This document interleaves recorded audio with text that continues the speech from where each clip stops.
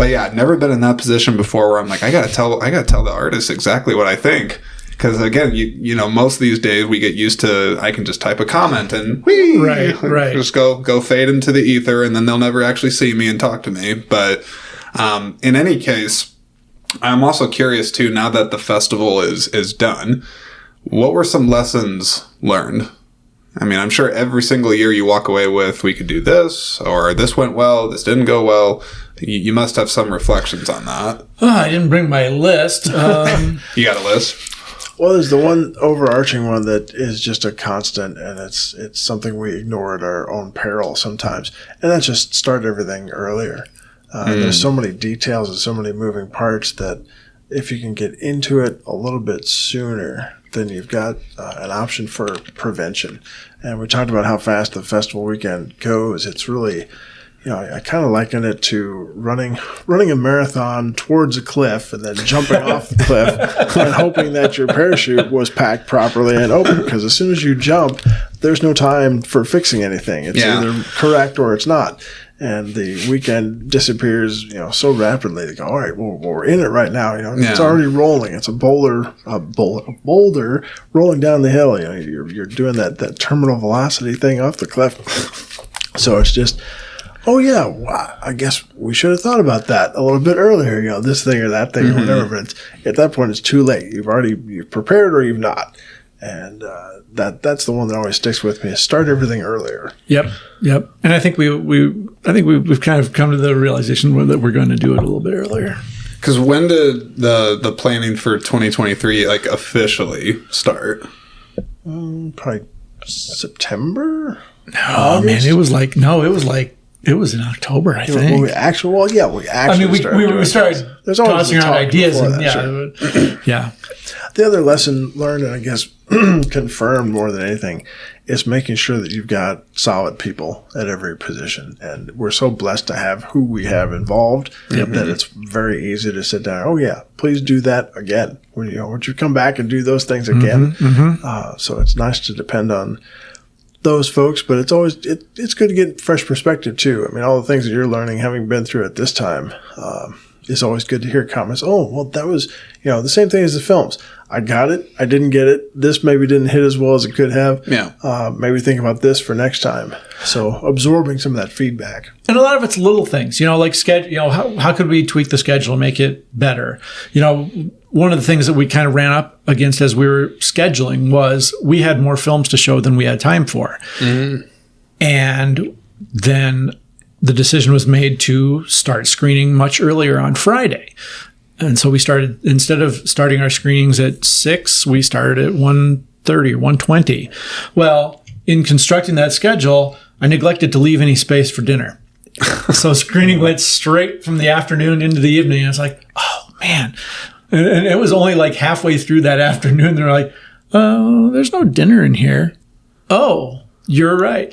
So it's stuff like that where, we can leave a little more space in the schedule for things like, eating and things like that. Little things like that, making sure that we are on top of our budget. There's always little things that come up and it's like, oh, hadn't, planned for that or like, I'll be honest, we didn't order enough T-shirts in the right sizes.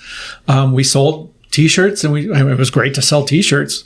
But we did end up ordering more T-shirts that were promised to filmmakers. So and volunteers, it's great to have a volunteer army show up, and we give them shirts for participating. Sure. But if you don't have some of that already ironed out, maybe you gave away some of the sizes you needed for other things, that kind of stuff, and just that institutional knowledge. When you've got people that were around for a long time that are unavailable for whatever reason. We had somebody who had a baby this year, was obviously attending to them, and been around for 10 years. So just little things like, oh, well, I didn't used to do that. So I think she used to take care of that. How do we do that? I don't know. How do we set up the square? Right. Yes. How do we, all those little things that if you got somebody solid in there doing it, you don't even think about it until suddenly it's gone. You go, oh, I don't know how that paperwork worked. Or I don't know how that system was set up because we've had somebody so great doing it all this time. Right. Yeah. I mean, you really do have to rely on a lot of different people in these types of cases, because it's impossible for you two to do it on your own, and you need the volunteers, and you need people like you said, you can count on, people you can trust. Probably not always easy to find, I imagine, as well. Finding people that can take it seriously as well.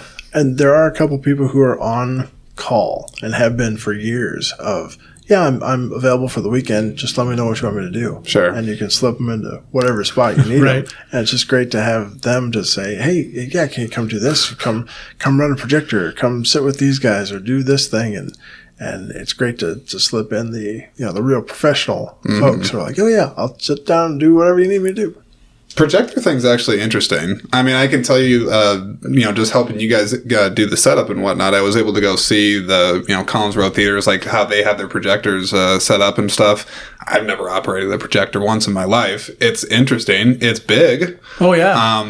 I'm sure just even getting some volunteer that's never done that before, like that's an education. You can say like, you know how to do that. And that was a different thing this year, because originally we were going to have volunteers running the projection.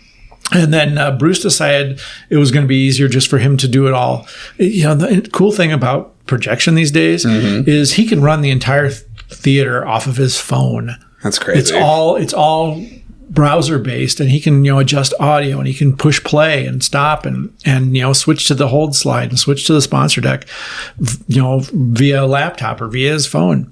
And it's just easier for him to be able to grab his app and click a button. So we ended up not having to use volunteers for projection. It was all, which was a big change. First time in 20 years that hasn't been the case. Oh yeah. Because usually it's someone who camps out next to the projector and has a media player and push and play. That's really interesting. I definitely wouldn't have thought that, because I almost was sure. I'm like, there's got to be 5-6 people running around up there. Well, it was a different experience to hand that over, because it's been in our hands, in our Does that make you nervous a little bit? Just because that's such a change, right? What happens when this? I guess this happens and we can't do anything. It's not like we can pull out a flash drive and... Sure. Well, that's part of the planning, too, because that's always been the issue every year of, did we plan ahead for enough of this? Because if you check all the boxes, then it's fine. Yeah. You're nervous to start, but it goes through the whole weekend. It's fine. But this, anytime you change things, there's always a possibility of, did we even know to think about that? Oh, yeah. And there were a couple of instances where projection wasn't working right. There was a film that the file was corrupt on, and there was another thing where the playlist was the wrong playlist. But we got them ironed out in a fairly short period of time, and nobody's nose got really out of joint. There's always gremlins in the process somehow. It's just figuring out where they might be and what is your contingency plan for. They're usually on the wing, right? Sorry, that's a very deep cut Twilight Zone. Man, that's one of my favorite. The first, was it second year of the festival? Things you don't plan for of, hey, the power grid's going to fail, and you're just in dark for a couple Did that minutes. happen It once? did. Oh my god! Because there was heat, and it was an old electrical system in that theater, and suddenly you're just in pitch black darkness. And how did you handle that? Well, we had to calm the crowd a little bit and go figure out who knows how to operate the circuit breaker and get things rewired. But audiences are usually pretty understanding as long as you explain what's going on and give them a sense of, hey, we're working on this, we're trying to get it fixed. Not something we expected to happen. We're sorry that it did, but we'll get it fixed as soon as we can. Give me 1 second. I'm going to turn off this air because I can hear it blowing, and I think it's cool enough in here right now. Okay, so we were talking about lessons learned and things like that during the festival, but something else I just wanted to touch on, and this might be a rambling on my own here, and feel free to jump in on this if you guys have some thought, but I just think there's so much education to be learned about just being part of a festival. Now, that could arguably be, of course, in a volunteer setting, myself as a, podcaster doing it there. But then even just you learn so much about the logistics of everything that goes into one just by being there and seeing it for yourself. Because I made a list here, it's in front of me, of all the different things I kind of notated or made either mental notes or actual notes about when looking at the festival. It's all the moving parts and the people, of course. You guys were hilarious a little bit, on I think it was it was probably like Friday, like the first like day, like because you're in like that final like setup mode where it's like an hour or like 30 minutes before opening. And I think there was a couple times I was stupid and I was just like, "Are you guys good?" And you're just like, "I'll be good when we're like when it's done." Like don't talk to me right now. Like I'm doing this or that, which is understandable. But then there's the budget side of it. You know, as you said, just raising capital, fundraising, sponsorships, in-kind donations. That side of it. There's the schedule, and you know, I got the program right here, getting all this set up for it. Oh, that was another thing that we need to keep in mind is we ran out of programs. Really? We did. We were. It's a nice program. Thanks. We were pretty conservative on our ordering, and I don't know. And there were a lot of people I think that took multiple programs, but you know. We maybe needed to order a few more because we started asking people to recycle them. And, you know, we weren't going to. It was looking like we weren't going to have any left over for Student Cinema Sunday. And it's like, oh no. Well, it's always one of those estimate things, and it's such a tough. You know, you try to gauge by what the weather forecast is a little bit and what previous attendees attendance has been. It's still just a shot in the dark of how many people are going to show up this day and this weekend. And it's interesting, too. I expect just like with the program itself, because I know when COVID happened, just as an example, a lot of places they would ditch, like menus, like at restaurants, right? Like we still see the restaurants where you take the picture of the QR code and you scroll on it on your phone. I'm sure something like that could be a possibility for this, but at the same time, it's at a theater. You don't want people on their phones like scrolling through the programs and whatnot, right? Well, yeah, and Bruce has the rule that you can't have your phone. Oh yeah, yeah. He actually. I mean, I will absolutely give him 100% credit. I think it's fantastic. I've been watching movies for 32 years because that's how old I am. I've been to a lot of movie theaters, and I can't think of one off the top. Maybe there is another that actually puts the message up there: "We will kick you out." If you are disruptive with your phone. I think he does it in a nice, like, fun way with his sense of, he has a very sarcastic personality on certain things, but, I think it's nice that they take it that seriously. I don't like people being on their phones, certainly. And you certainly wouldn't want that at the festival. Good Lord. No. But that stuff aside, there is just the overall merchandise of the festival, and that's not just like the shirts and everything else like that. But I mean, you have the marketing side of it, the promotional side, attracting the audience. I remember during the board, you guys were like, "Okay, we're going to hand out posters here. We're going to talk to this radio station. You got to in at this section of the college there. Whatever, go talk to them." Like you're just doing all the grassroots marketing there. Then there's the after parties. Just kind of getting those set up. That's its own thing. That's an event. Sure. You got to get those scheduled. There's all the communication that you have to do with the filmmakers, and then just the audience at large. You have to answer questions. And then don't even get started on the technical aspects. I'm sure Eric could probably cite a big list of different things that go into setting things up on that. And that's just what I came up with. But I'm sure you guys have your own sort of a festival organization education you could lay out to some people. Sure. Oh yeah. I mean, like I said, there's a task sheet, and it's multi-page with lots and lots of lines and lots of things that need to be done, and a lot of it needs to be done in a specific order. Yeah. Well, I mean, we talk about Mandy keeping us operational. When we had a bunch of changeover in 2009, and we talk about the shorthand, suddenly some of the shorthand was not available anymore because different people were there. And Mandy and I sat down, and she said, "Okay, we need to get some of this on paper and have some idea of what a list is, because you guys have been doing this for 9 years already. Is any of this written down anywhere?" Oh my God. No, not really. Most of it's in our heads. So we went line by line and just added some things. So over the years now, that spreadsheet has gone to something like 6 tabs and 30 lines plus per tab, and each one of those rows is just a indicator for, hey, here's a task we need to do, and it's not even the whole task. It's just a note of, hey, talk to so-and-so, or fill out this sort of sheet, or prep the filmmaker emails or something like that. So there's a lot of branching pieces that have various details attached to them. Let me ask you both, because you both are in positions of having to delegate this stuff. And Eric, I know you said that delegation might not have been your strong suit in this particular setting, but I know you guys have to keep calm when a problem happens, and you have to also put on a face, if you will, to just be like, okay, you know what, like, you're thinking about 20 things at once. I'm just curious how over time you've either gotten, hopefully obviously better, or just kind of gained experience and insight to just managing so many things in your head. I mean, I think some of it just comes with, I hate to say it, some of it comes with age and not being so uptight about the minutia, just looking at the big picture and saying, are people having a good time? Yes. Okay. Then this little snag is not that big a deal. Now, I still get worked up over the tiniest things because that's just my nature. Right. Well, you want it to go well. I mean, ultimately, the festival is just like a movie presentation where it's a presentational audience-based idea. So you want it to be smooth. You want the machinery not to be visible. You want it to just be a smooth experience for the audience. And it goes to just trying to make sure you're prepared for everything. Thus the giant spreadsheet. But there's always going to be details that you can't have possibly foreseen for whatever reason.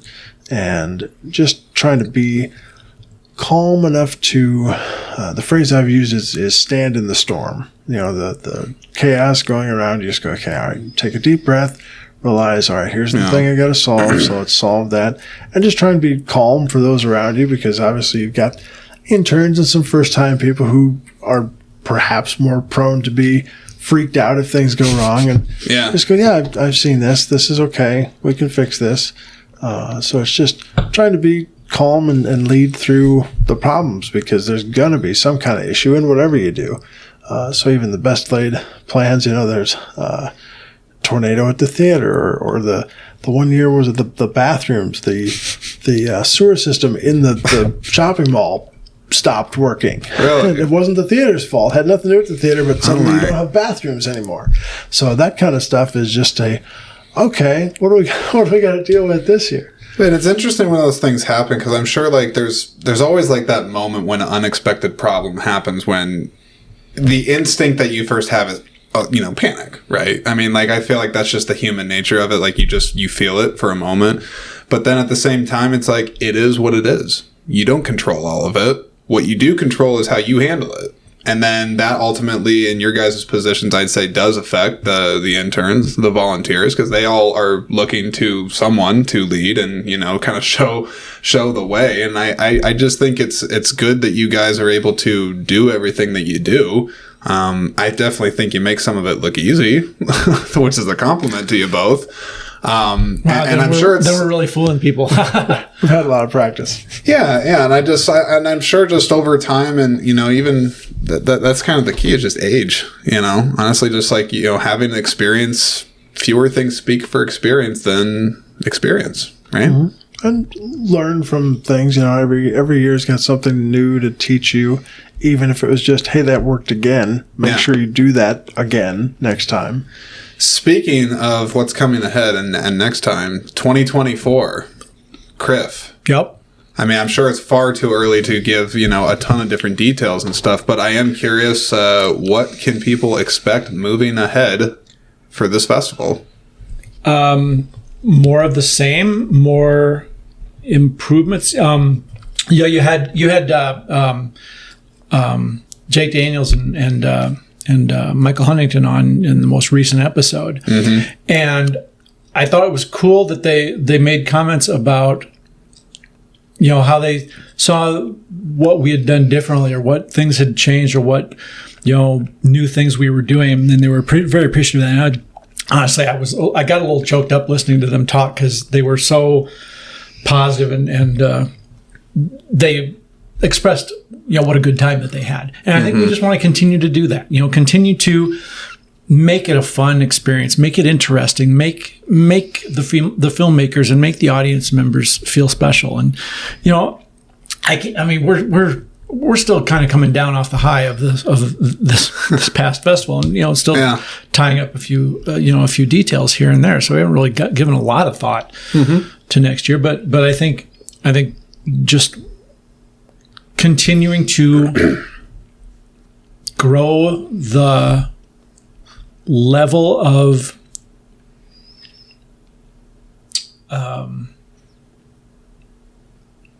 excitement and the amount of service to the filmmakers and service to the audience members, giving them more, perks or things that people say, wow, they didn't need to do that. That was really special. Like the VIP lounge was a new thing this year. I'd seen it done at a number of other festivals, and I thought that could be kind of cool. And we'll see. It might be successful or it might fail, but let's give it a shot. Turned out it was pretty successful. I think a lot of people liked it. People liked the food. That was something new. And I think looking at things that we can do, to just create that memorable experience. Yeah. I think that's what we want to continue to do. Well, we've always approached it from an idea of as filmmakers, as creatives, what would we like to see? What kind of festival would we want to attend? And I'm still appreciative every year when I go, this is an event I'd like to attend someday. This looks pretty fun. I actually said that. It may have actually been in the most recent episode. I can't recall, but I know I definitely said to someone after attending this one, it will be nice eventually in the future. If my podcast can do more like on the road shows at other festivals, I think that'd be terrific. Certainly have some stuff in the works for that or things I'm trying to shoot for, but I also just want to attend. I would love to just go to one and not have to think about all the stuff and just be like, I'm just going to purely be here as a fan and just see what's going to happen. Over the years, that's been one of my greatest joys outside of the festival is attending other ones that I have nothing to do with. Yeah. Because you just roll in as an audience member, go, oh, okay, what do I get to see? And I didn't have to do any of the prep work. I just get to sit here and enjoy. And when things go wrong, I go, well, I'm just going to sit here quietly. It's not my problem. I don't have to deal with it. There's not a small party that's like, maybe I should jump in and figure out what's going on. No. Never do that because it often creates more problems than it started with. But I do get that sinking feeling when the picture disappears or something. Go, oh. Yeah, but it's not me. I don't have to deal with it. It's somebody else's problem. It's like, oh. But you don't feel bad for them, every event you want to go off well. I can definitely tell you, and you guys should absolutely take this as praise. If nothing else, you can know that CRIFF definitely makes me not only want to, but it's like I'm making active plans to go to other festivals. Cool. And that's because of CRIFF. Because it was my first one. Didn't really have a comparison or something to really put it next to. But it definitely just made me want more. And I think that's one of the highest forms of praise you guys can get is just this makes me want to continue to invest and continue along this world of film festivals. Awesome. Well, thanks. Yeah, that's wonderful. It's a good thing we're setting the bar low. Well, it is one of the other fun things of, even if you weren't a filmmaker yourself, and plenty of them, we've heard from those experiences. Well, I'm excited. I'm going to do the next thing. But to inspire people too of I'm an author, I'm a painter, I'm a creative, whatever. And all that made me think of something, or that film inspired something for me, or just being around that energy. Yeah. You always walk away. And other festivals too, I walk away and go, oh yeah, that was a really cool idea. And I would take a different twist on that, or that makes me think of something else that I'd like to try and do. So that's great to hear. I will absolutely throw in there as well. And I know you guys both have touched on it. We all are on the same page on this, that there is no real substitute for in-person experience, the communal experience of film and theater and the festival, but the energy side of it, not to sound too hippy-dippy and spiritual and everything like that, but I am a person that I definitely think I'm sensitive to the energy or the vibe of a room, right? And I definitely found at CRIFF, the festival was all very warm. It was very welcoming. People were having a good time. It was positive. But you won't get that energy if you're at home. Oh, definitely. You got to get out. Like, I want to put that out there to people that if you're maybe not happy doing some of these stuff at home and you're like, oh, where are these people, or this isn't really fun, try getting out and being a part of something. Sure. There's no substitute. Absolutely not. Let me ask you this for 2024. This is a hypothetical. I love these. If you have a wish list of just things, money is no object, of just, you guys can have anything you want for next year. What would you have? We want a much more posh space for the podcasters that come to guest so that they aren't sharing a space with the boisterous folks in the VIP lounge. I was completely flexible with that. I will say, actually, this was an interesting observation. I'll share this with you because I hadn't had time to tell you this before. So initially, I was tucked kind of behind a curtain, and that totally made sense, kind of be away from like the hubba bubba or whatever. I don't think that's a saying, but I think it's bubblegum. I think you're right. Hubbub is the hubbub, yes.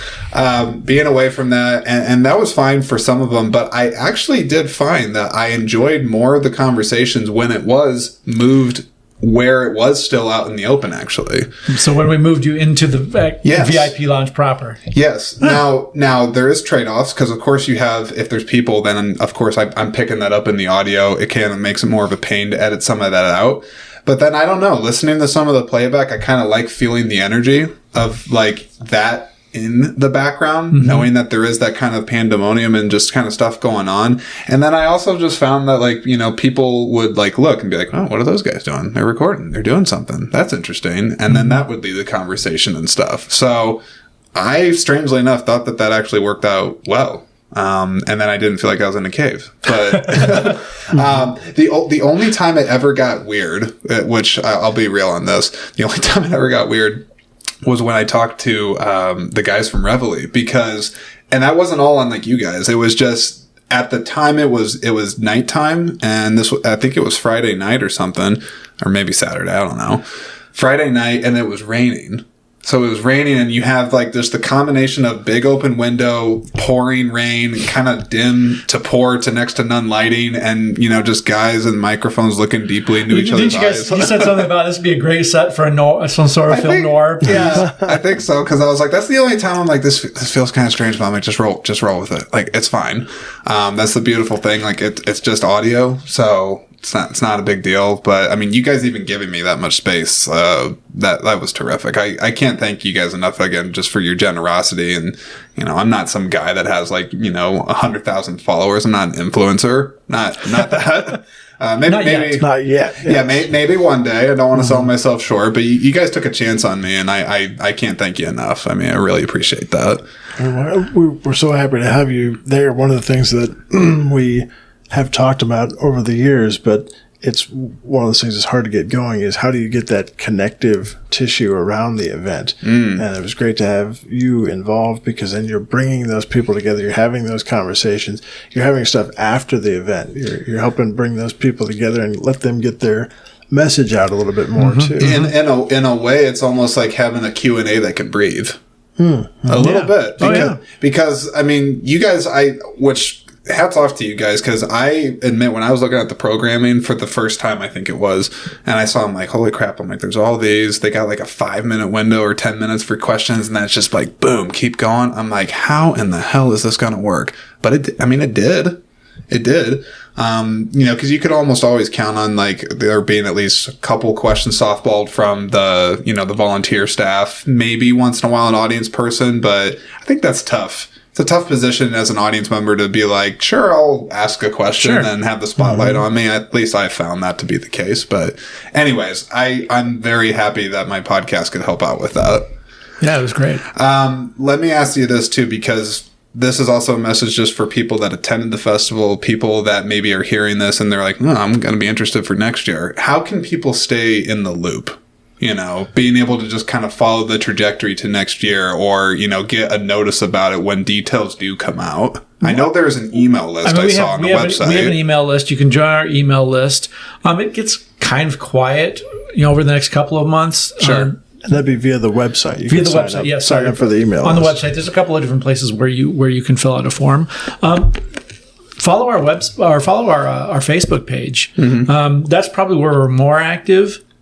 Just when different things are going on, when there's other film events happening in the state, or when there's something that's related to one of our entrants, we'll share that on our Facebook page. We'll make comments. I think that's probably the best place to find, up-to-date information. Well, I mean, we'll keep our website, up to date. But throw another sponsor plug in there too. Produce Iowa maintains a page of festivals in the state. So if you're interested in, hey, I'm looking what's happening right now. What month is this? Is there a festival happening? They've got a list. Well, I did notice that you guys did put. I don't know if it was initially on the website, but there's definitely a list on the website because I just checked it today that shows other upcoming festivals for the year. That's something we kind of talked with other festivals. One thing that people probably aren't aware of is that there's a meeting amongst all Iowa festival directors once a year to discuss what's going on, what's going on with your festival, or toss around ideas and I wouldn't say coordinate schedules, but be aware of each other's schedules and whatnot. And out of that, I thought, well, let's see about trading some ad space in programs or on websites or whatever like that. So, there's no reason why all the festivals in the state can't cooperatively promote each other's events. Well, it's sort of the nature of filmmaking, right? That cooperative nature. And none of us have. I don't think. I'd have to look back at the dates, but I don't think any of us have overlapping dates. I'd have to look at, like I said, not directly anyway. Yeah, and we don't necessarily have the same audiences. There are horror festivals. There are festivals like ours that only show Iowa connected films. There are internationally renowned festivals like Julia and Dubuque. There's no reason why we can't all work to promote Iowa as a film festival. State's probably a little bit overreaching, but that's kind of how I look at it. It's like there are a lot of film events in the state for being a flyover state, essentially, where no one thinks about Iowa being, film. Do you think that's changing? I don't know that you'll ever see it as a hub of the industry necessarily, but in many ways that's what keeps us special, because then if you're here, you've got access to here, and the people that know what's here know there's some really good stuff here. And I think Iowans appreciate film. I think there's plenty of people in Iowa who love to watch film, love independent film. Yeah. I'd like to be involved. One of the things I've heard other filmmakers talk about, both coming here from other places and being here themselves, is you're going to find a welcoming community. If you're making a film in California, the question is, where's your permit? What are you doing here? Right. The questions in Iowa are, oh, you're making a movie? That's really cool. Can I help you? Would you like to use my farm, my car, can I be in it? How can I help you do this? It kind of makes sense too, because I like in California or some of these bigger places and whatnot, they're so big, so many production companies are going there. It's like it's part of the state's economy, if you will, to have that kind of be there as a bread and butter thing.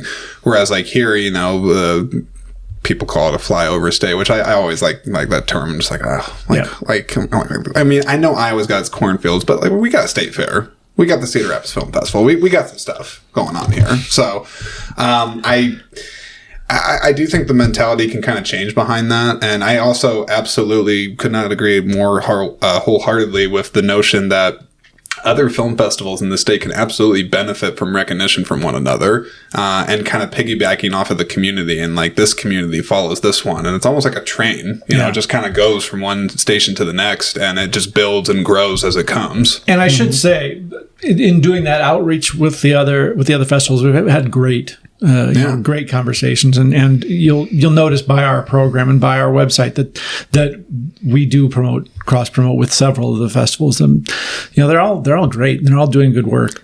Are there any festivals that I know we all kind of said it'd be nice just to attend one. Is there any that you guys are just going to go to the rest of this year, because there's still plenty coming up?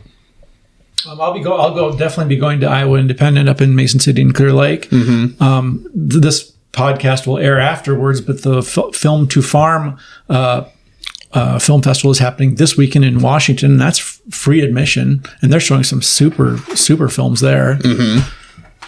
What about you, Scott? I don't. I got two kids who are very involved in things, so I don't have a lot of time to plan a full weekend like I used to. But Julia and Dubuque was always one I enjoyed going to. Snake Alley down in Southeast Iowa was an interesting one as well. Had some good picks. But yeah, I think you can't hardly go wrong with any of them. I'd like to make it over to, was it Sioux City? Sioux City's got an interesting in the Orpheum Theater there. So I think they all have their own unique flavor. And I'd like to get to most of them. It's just a question of when time allows. But you can't hardly go wrong to pick one. I think for myself, you mentioned the Mason City one. That one's on my radar for sure because, I'm trying to think of it. Jim. Yes, I met him at the festival. He was very nice. We had some email correspondence, still trying to kind of get something set up there, but we'll see. But the Julian one, that also is that in July? I want to say no, that was 2 weeks after ours. Yeah, good Lord, timetable's completely screwed up. But I have to look at the other ones. But the problem I'm having right now is a good problem in that I have content backup from the festival. I still got a couple episodes that I'm post producing, which is good. I have several, I'd say at least like 7 to 8 guests right now that I'm in the process of scheduling and just kind of figuring out what works. One of your guys' volunteers is actually going to be on next week. Cool. Blake. Awesome. What's his last name? It started with like K. Can't think of his name. Kellinger, something like that. Oh my God. Kellinger. Yes. Shout out to Blake. He was one of I will tell you, not that I had like a favorite volunteer, but he had such a positive, infectious energy. And like, he kept talking to me, and then I kind of keep talking to him. And sometimes I was talking with him more than I was like supposed to. And I'm like, I gotta go do other stuff. But I'm like, we should talk. And then I finally connected with him. So we're doing that next week. So that's awesome. I just want to wrap up on this, and then I'll let you guys go because you guys, as always, are generous with your time. I just want can you guys talk about the culture of just film festivals just a little bit more, just to kind of end on a high note, because I just think between the welcoming and supportive environment for creatives that are looking for a community, there's that. The networking alone, just for industry professionals and or just other types of professionals across other industries are there. I mean, hell, even the partners and sponsors, like that's a networking right there, having them collaborate together. And then I also just think that there is a contagious, inspiring nature about being present at one. What do you guys think about that?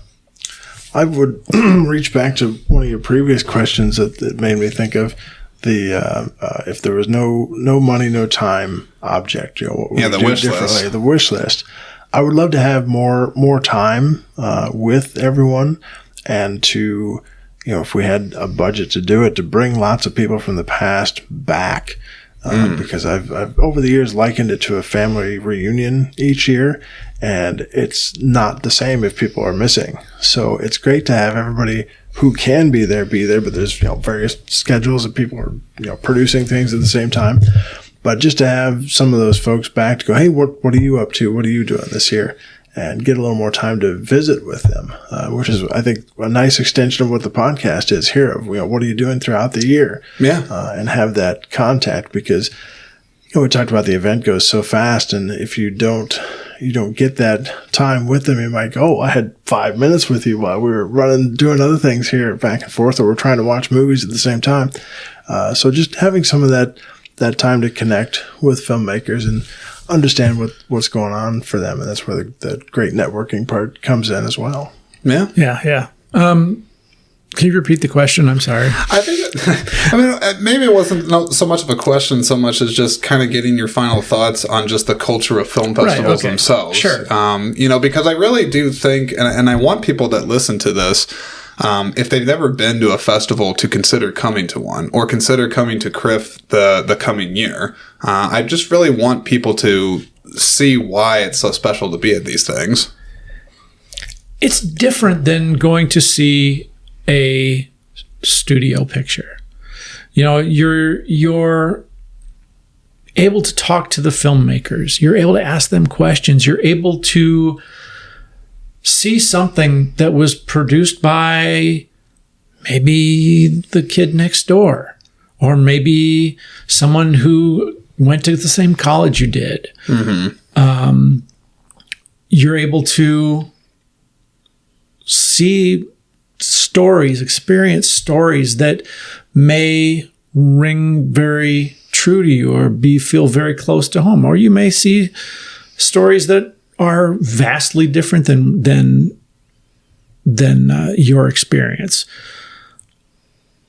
I think people tend to go to a studio. Like I went to see Guardians of the Galaxy 3. Thought it was awesome. Yeah, I was going to say, I thought it was great. It was pretty good. And I'll go to a blockbuster picture because I want to have that immersive, blockbuster experience. Yeah. But if I go to an independent film festival, I'm going more to experience unique stories. Mm-hmm. Maybe a little more personal stories. You're not so removed from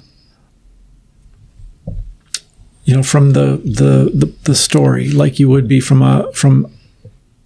I don't want to say every major Hollywood picture, but there's just a certain amount of I guess accessibility that comes with going to see independent films, because by and large the films are done on fairly small budgets by people who have a whole lot of heart invested in the production. And they're not as finite or contained. When he says studio movie, you know what you're going. You've seen the marketing for months already. Yeah. You realize, okay, I know what this is. Right. The beauty of the film festival is that you are going to be exposed to a lot of different ideas, and within the course of a weekend, it's going to span the gamut of all sorts of things. And my favorite part of going to any film festival is, there's a couple that I have marked on my list that I want to see, but the ones around them are often the ones that surprise me. I have no interest in this subject, but they told it in such an amazing way that I do suddenly care about this thing that I had no background knowledge at all. So it challenges your perspective and might give you some new interests, things you would never have thought about, or even just showcasing the performances or the locations that they come up with. And Eric says about, your neighbor might be doing the film, but it's done in a professional way. You're being given this experience that you may not have sought out for itself. You wouldn't have gone to the canoeing down the river movie as a Friday night out. But if it's next to the thing you wanted to see, go, wow, that was really beautiful. That was executed in a way that made me understand something I didn't have any awareness of before. I think you both actually hit on two really interesting points in that the accessibility of it and the location side of it. Now, on the location side, I understand what Eric's saying exactly, where it's like, if I see a studio movie, let's say just a random one like The Bourne, Ultimatum or something, one of those big movies where it's shot in like Budapest and all this stuff, and Matt Damon, we know he's got some, Malibu house there somewhere. Good for Matt Damon. I love him. He's great.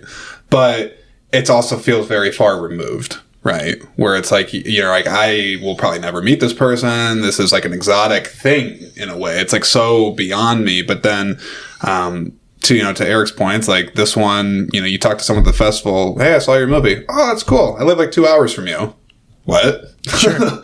Like that changes it and makes it feel more real to you. And there's an inspiring factor to it, which leads to the accessibility side of it, which is that someone could see it and they maybe don't really have an interest in it, or maybe they're doing, maybe they're in a job that they frankly hate, and then they see this and they see these people that are putting their blood, sweat, and tears into this, and some of them are really making something out of it, and some of them have a future, like they really get to places, and then that's where it makes it feel like this is possible. It's tangible. I really think you guys were onto something when you said that. Well, and I think there have been many instances where someone who's attended the festival who doesn't have any connections meets up with some filmmakers that did something that they liked, and suddenly this person who kind of sitting in an island, not doing anything but having an idea, meeting a group of people that share a common interest, and hey, lo and behold, now this person who was once by themselves now has a group to collaborate with, and their voice gets heard, and they feel like they're part of the world, part of the world of filmmaking. Couldn't have said it better myself. You guys want some more food there? There's still a lot of it. I may ask for You want a little doggy bag? Baggie for the Fritos. I really appreciate you guys again doing this. Like, I can't thank you enough. Excited to see what happens with CRIFF in the following years. Also, just for that matter, these other festivals. Like, I kind of just root. I root for them. I want them to do well. I want to see more people come out to these things and be aware of it. I certainly think the podcasting angle of it for myself, certainly been an education for one, but then I've also learned a lot. Got a lot of, certainly gained a lot of context from this, and hope to continue to build my audience and just kind of help people get connected to the world of film and find how movies speak to us, because there's a hell of a lot to say about it. So that's really all I got for you guys, but I can't thank you enough for doing this. So well, you're so welcome, and thank you, Jordan, for the promotional help, for the manpower that you put in, that was totally of your own volunteering, and just being a friend of the festival. I will end it on this, because I would be remiss if I did not mention this on the record of the recording. I have to give credit to my wife. I absolutely have to give credit to my wife, because she was there with me on all of Friday and Saturday. She presented you an award, if I'm not mistaken. I have it as my, I think it's like a cover page on my Facebook or something now. I can't say enough, like, how much her support is incredible to me. Like, she is not, to be frank, I mean, she's not really a movie person, to be honest. She does it for me. And she also, I think, also gets inspired just as a person, even that's not that interested in movies. Like, she walked away from the festival and she's like, it was really cool just seeing so many people be so happy. People that are kind of creatives like you, Jordan, like, they're doing different things and they're finding a place to just feel like they're normal. Because sometimes the world we live in, especially for what we do, it does not always make us feel like we always have a place. So I can't thank her enough for just having my back on all this stuff. She certainly makes the journey of all this worth it. So I have to give some love to my wife on that. So absolutely, you gotta have that support. Yeah, I mean, you guys help us make it happen. You guys are both married. We're both married with children. Oh yeah. And it does. It's hard because when we're working hard on the festival, mom and the kids are back home doing Sure. what they have to do. Just like being on location for a movie. Yeah. You're not there for certain parts because you're putting in hours somewhere else. It's true, but they know what it's all about. That's the main thing. Mm-hmm. Yep. All right, that's all I got for you guys. So I'm gonna hit stop on this, but appreciate you guys again very, very much. Hey, thanks so much. Thanks, Jordan.